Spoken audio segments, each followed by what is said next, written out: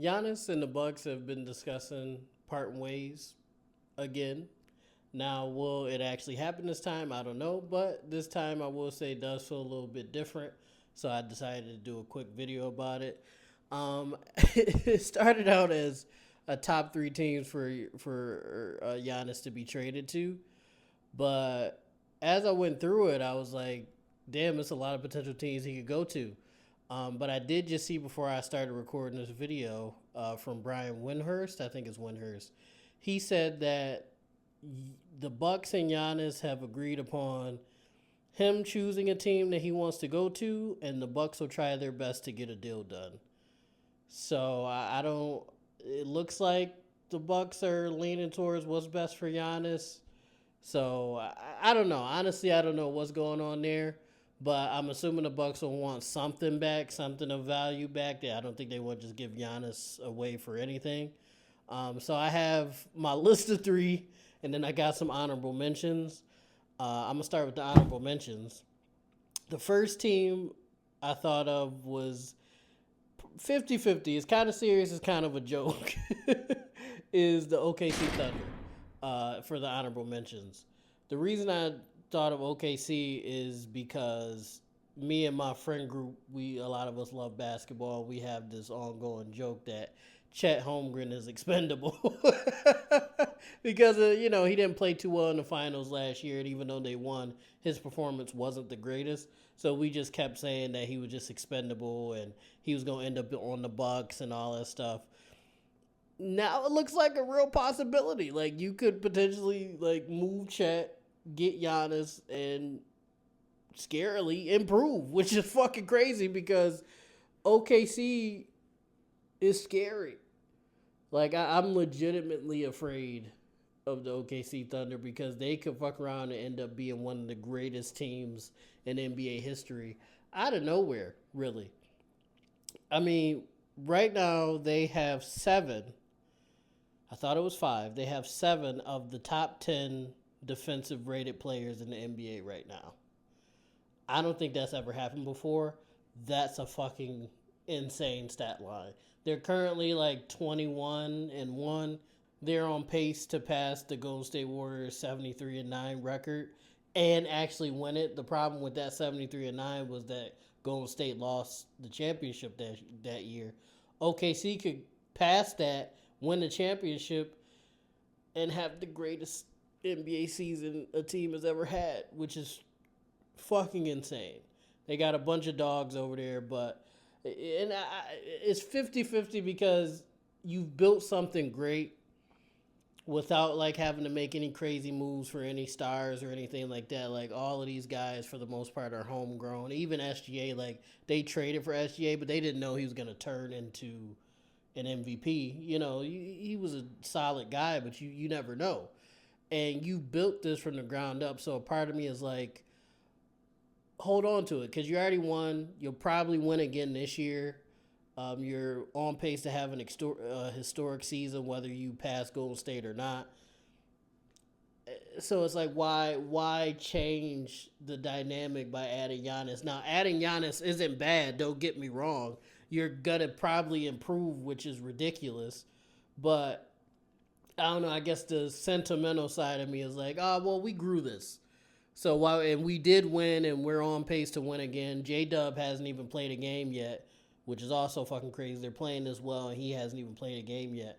So why would we add Giannis onto that and get rid of either Hartenstein or Chet or some combination of that or Casey Wallace or anybody like that? Is like, why would we blow this up that way? Or not blow it up, but why would we change our dynamic when it's working? It's so I'm 50-50 on the OKC thing. Another honorable mention I had was the New York Knicks. I am the number one Knicks hater, but I will say it's more so the organization. I don't like the organization because you were one of the first teams in the NBA. You're in the mecca of basketball, New York City, and you only have two, maybe three championships to your name, while Boston and LA, who are two teams in the same boat as you, have 17, 18, 19 championships over the past however many 78 years of the NBA. You're a fucking failure. It's laughable. But with that being said, I do really like this Knicks team with Cat, Jalen Brunson, Mikal Bridges, OG, all those guys. I like this team. Giannis actually, I don't know if this rumor is true or not, but I've heard it a lot. Giannis actually, last year when this happened, when he was debating on leaving the team, requested to go to the Knicks, not just last year, but also in the offseason as well. Like if a move had to be made, he would have wanted to go to the Knicks at least last year and during the offseason. So that's a good sign for the Knicks. I feel like I my only thing is I don't necessarily want you to get rid of Cat if you can hold on to him. I think Brunson, Cat, Giannis, Josh Hart if you could keep him, and I think you probably either move Mikal Bridges or OG or both of them, and maybe a McBride as well or Mitchell Robinson, some package like that. And you try to keep Cat and you try to keep Josh Hart as well because he's just a solid guy off the bench. Um, and if you could keep OG or Mikal Bridges, that'd be awesome as well. But I just, again, I think the Bucks, as much as they want to be respectful to Giannis, I also know as an organization they don't want to just get fleeced and not get anything back of value. So you're gonna have to come off of either whoa pause. You're gonna have to get rid of either Mikal or OG, I'm assuming, in this trade, in this hypothetical trade. Another honorable mention, it's a lot of honorable mentions, just bear with me, please. Another honorable mention is the Spurs. Now, my thing with the Spurs is similar to OKC, but different because they don't have a championship. They just have a whole lot of potential. The thing with the Spurs is they appear to be growing something. Do you want to speed run that and win right now with Giannis and Wemby? Because I feel like as great as OKC is, you throw Wemby and Giannis out there with a relatively decent supporting cast with De'Aaron Fox, and maybe if you could keep Castle or Vassell or any of those guys, that's if they don't win this year, they're gonna win very very soon. But either this year or next year. But the thing is, I feel that way even if they don't trade for Giannis. I think the Spurs, if Wemby can stay healthy and the young guys just keep progressing the way they are, I feel like within the next 3 years, they can win a championship. So it will be generally the same timeline. The only difference is I feel like you would be able to win this year, possibly, if you went and got Giannis. Now, another thing is who are you giving up? Because I feel like you have to keep Castle. Like I feel like that's a necessity. I feel like Vassell is expendable in that sense because it's Giannis, obviously. Maybe if you could put together a Vassell, Jeremy Sohan, and maybe a Keldon Johnson and some future picks for Giannis, I feel like that'd be a good deal. I guess that sentimentalness, that Spurs culture of it all, right? We're building something. It's working, or it appears to be working. The young guys are progressing very well. Um, we just keep Wemby on the court and we're fine and we're winning within the next 3 years. But if you get Giannis, you could potentially win this year and win multiple within the next few years. So I don't know. It's up in the air with the Spurs. Again, it's Giannis, so if an offer's on the table, you're gonna take it. I'm just saying for the build up purposes, maybe not. But and maybe that's why they didn't pull the trigger last year. Maybe they were just like, we're building something. And the Spurs usually do that as an organization. Like they rarely go out and get guys. A lot of times they're just homegrown people, and then they win that way. So I think the Spurs will stay on that trend unless the Bucks act for like a fucking copy machine or something, and it's like, yes, yes, please, here, take it. And the last honorable mention that I had was the Lakers.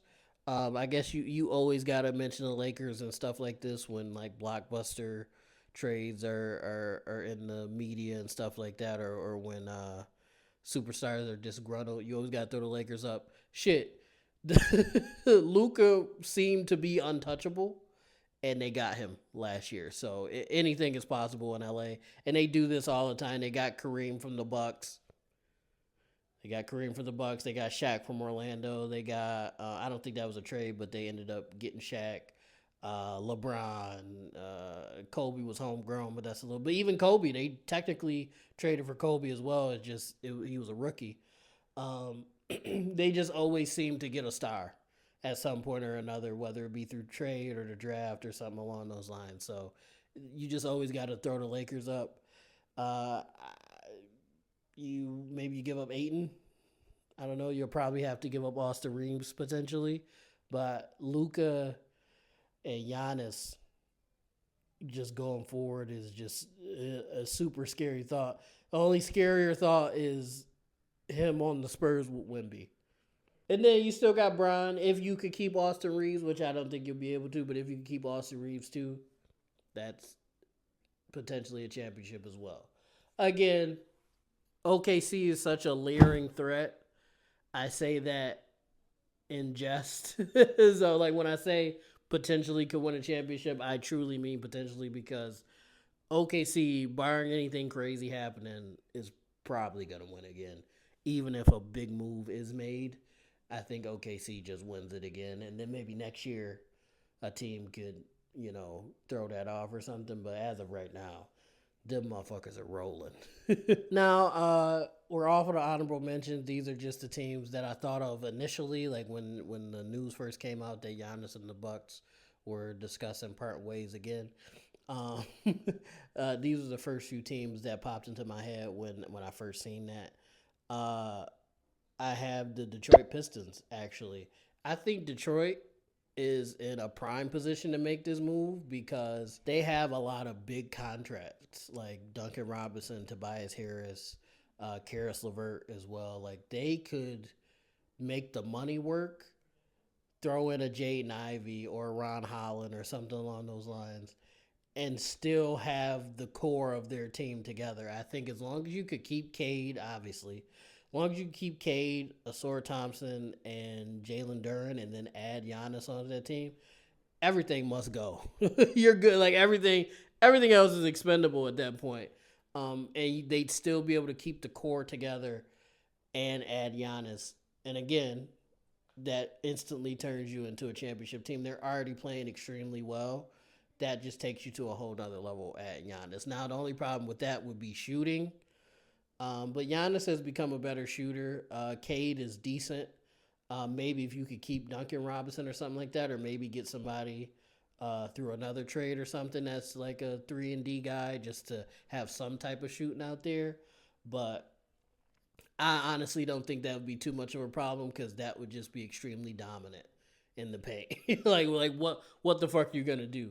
Like even if you do double or clog the lane, who's stopping Giannis? Not many people can stop Cade.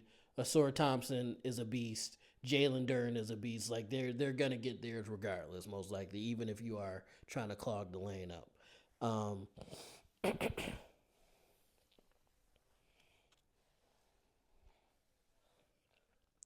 Second team I had down was the Golden State Warriors. Again, I know I always, anytime a trade, I'm talking about a trade and it relates back to Golden State, I always bring this up, but it's just the easiest route to me. Jonathan Kaminga. Kaminga, again, hasn't been the happiest in Golden State. He feels like he's been hindered a bit, which is understandable. You're playing with one of the greatest teams and one of the greatest organizations in NBA history, especially recent NBA history as well. And he's not getting the ball. He's not able to do what he wants to do. You go to the Bucks, it's your world, brother. It's your world. Do what you want to do. You get as many shots as you want. It's your team. So if you could pair up Kaminga, maybe throw in a Pods as well, possibly, and some future picks, maybe one or two future picks for Giannis. That's a good move. You pair up Steph and Giannis. That's something that people have talked about for a very long time that we've only seen in All-Star games. Fucking phenomenal. The greatest shooter in NBA history. Yes, he's a little bit older, but he seems like he's not really losing too much of a step. And then Giannis, one of the most dominant players in NBA history, down low. What are you gonna do? And then you keep Jimmy, you keep Draymond, You have another shooter out there, whether it be Moses Moody or Pods, you're rolling. And then Golden State proved this a couple years ago when they won, or a few years ago when they won. Golden State always have a chance, and you can't really count them out. And you add Giannis, they damn near become unstoppable. And then you have Giannis and stuff together for maybe a couple years, which is great. You keep Jimmy around. Draymond is still some shell of himself. I feel like adding Giannis would free him up a little bit to just be more of a facilitator. Yeah, I think it would make defense easier for him. He could check people more on the perimeter because Giannis is back there. Yeah, Golden State would be in a wonderful spot, and again, would have a chance because you could never count them out. But spooky Oklahoma City Thunder. All right, Ron. That's kind of the theme of this video. I know I'm talking about Giannis, but the theme of this video is how fucking scary OKC is. And yes, you could make a move for Giannis, but does it really matter? At least this year, I don't think so.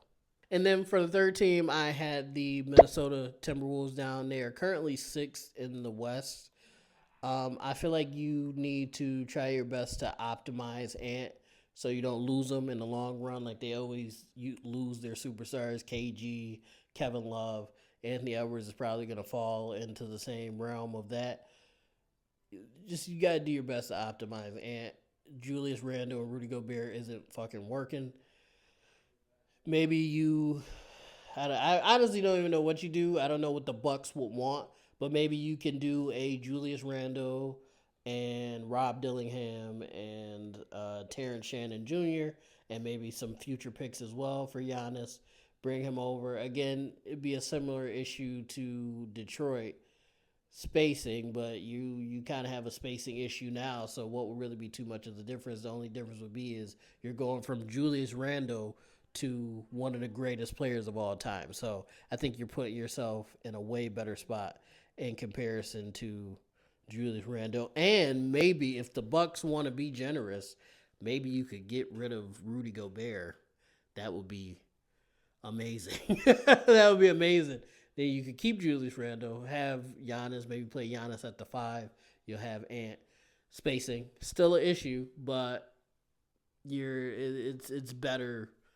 It's a better spacing issue than what you're in right now. And again, there's 6 in the West right now. I feel like that will put you at least a top 4, top 3 team, and then you have a chance. Again, you have a chance. I know.